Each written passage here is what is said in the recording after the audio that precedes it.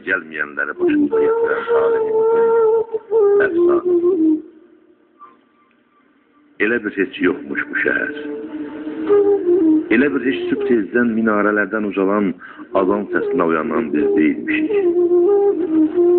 Qəribədir. Bir baklar ağacına, daşına salam verərdik bu şehri. İndi canlı insanlarını görmeye belə həsrədik. Sapından qırılan mirvari dənələri tək səpələniblər yeryüzünə. Görkəndə də ki, az qala yadlılar tək baxırıq bir-birimizə. Qarabağ şibəsi ilə desək, löyündən dönüblər bu insanlar. Uşağı da, cavanı da elə bir qocalıq bu 11 ildə. Addım başı tənəli baxışlara, bir də lənətə gəlmiş bu qaçqın kəlməsinə tuş gələn insan evladı neynəsin axı? Beşil evində başına od yağan, 6000 şəhid verən, görgahları viran olan, ev eşiği yağmalanan, sonda isə simsar bir evin küncünə sığılıb, çörəyinə şərik çıxan insan qocalmasın, neynəsin?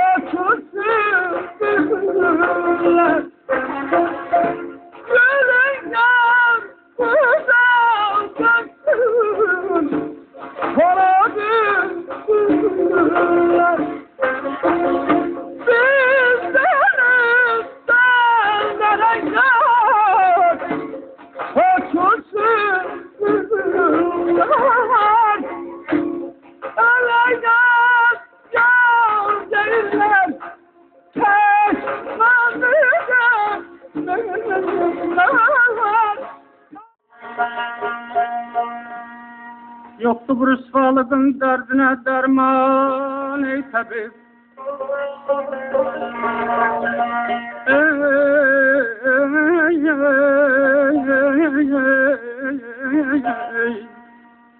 Eyleme rüsva özün hem kalbimi kan ey tabip.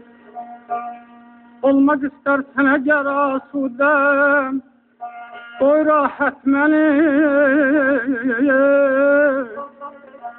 Derdimin yok çaresine çünkü imkan ey tabip. Sen kan almakla yağındır fayda vermezsen canım. Şevklalini çıkar mümkünse candan ey tabip. Ey tabip böyle.